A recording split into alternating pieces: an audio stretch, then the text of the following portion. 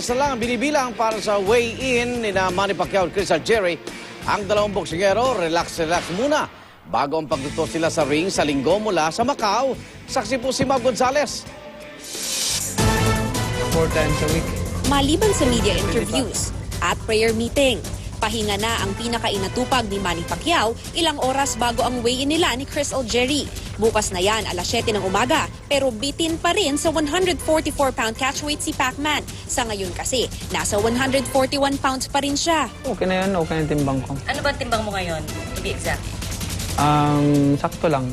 Walang penalty kung mas mababa sa catchweight ang timbang ni Pacquiao. Pero baka madehado raw sa laban kung mas magaan siya kay Algieri.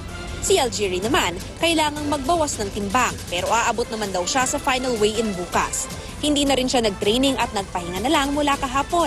Ang trainers na lang niya ang humarap sa media kanina.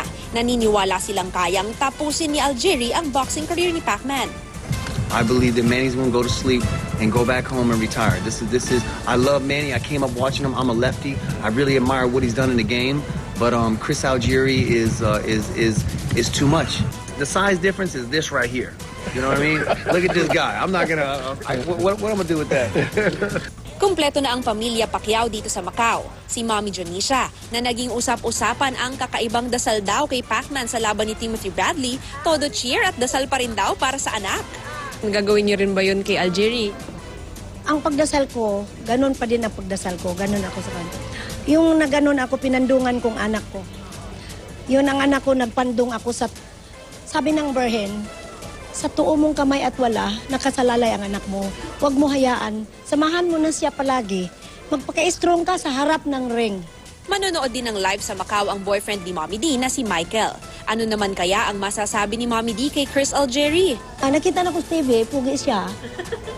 Narito na rin mula pa Huwebes ng gabi ang mga anak ni Manny at Jinky para suportahan ang kanilang ama. Siyempre pa, todo suporta rin ang ating mga kababayan kay Pambansang Kamao. Sino sa tingin mo ang mananalo sa linggo? Si Pacquiao o si Algieri? Si Pacquiao po. Bakit? Siyempre, suporta sa Pinoy. Sa bilis, mas tiwala ako kay Pacquiao. Kasi mas mabilis si Pacquiao. Mula rito sa Macau, ako si Mav Gonzalez, ang inyong saksi.